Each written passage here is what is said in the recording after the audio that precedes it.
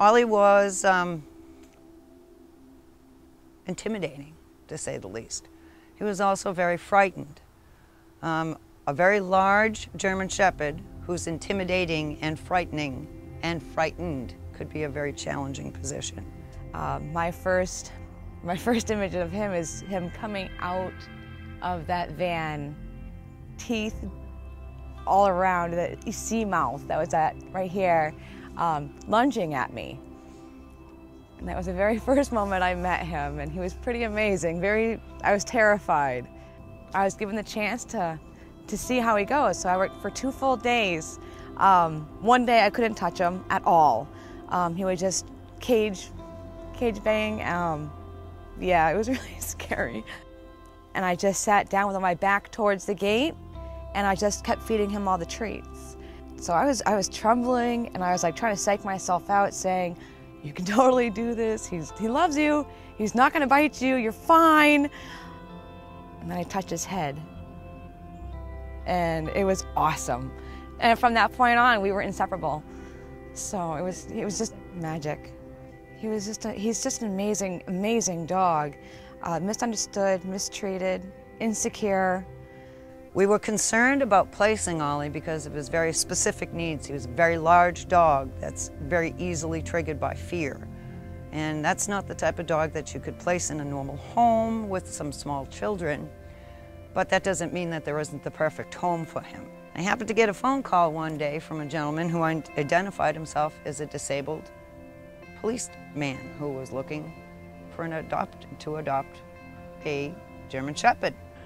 And for some odd reason, I just happened to call the Humane Society here in Conway, and they were really reluctant to allow me to come to look at Ollie and meet with him, but they let me see him. Timing is everything in this world, and we believe that. That was the first time I had a purebred German Shepherd in the building since I've been here, and the first time I had spoken to Andy. It became very clear to me that if we were going to have the successful adoption of Ollie, that this might be the perfect candidate. Ollie's a good-sized German Shepherd. When I came in and I went around the corner, I found Andy on the floor, as low as he could possibly get, allowing Ollie to make the eye contact. This is a man who knows what he was doing with the dog.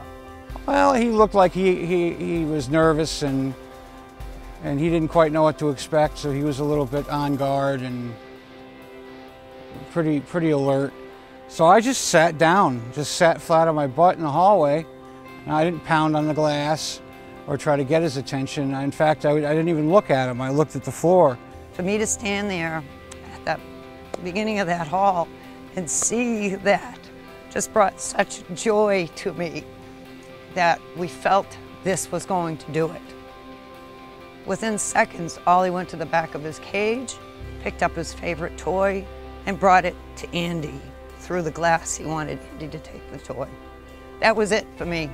I knew that this dog had bonded with Andy without even having the opportunity to meet him. And I had come in the next day, and Paula was like, "Don't be nervous. This is perfect." So she actually had to sit me down and talk me through the whole entire meeting. Andy has now owned a piece of our hearts in the aspect that Ollie and Andy are inseparable.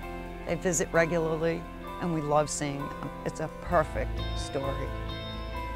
Any given day we'll cry for happiness, any given day we can cry from sadness, and sometimes they can be both. But it's a wonderful experience, and it truly is a roller coaster ride of emotions. You can go from one moment of seeing something that's so disturbing and so sad to turning around and seeing the happiest thing. That moment of seeing Andy knowing how to relate to Ollie without having to be told, that's a moment of joy.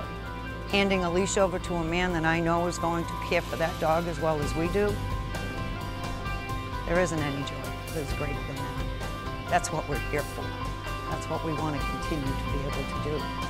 He did real well. He got in the car, and he likes to steal food. Besides that, he's a pretty good egg. I do believe that there are souls that are out there that are lost until they found the animal, or more appropriately said, the animal finds them. I truly believe that in many cases the animals will choose their owners by either making that connection to you or bringing you a pat when you need them or rubbing up against your leg when you need them. They're unconditional love. They're a place where you can go where they're safe, where you're safe.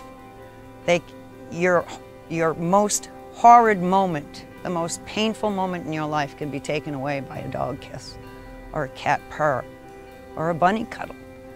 These innocent lives that you hold in your hands remind you of how vulnerable they are, how vulnerable we are, and how the bond together can bring it to strength.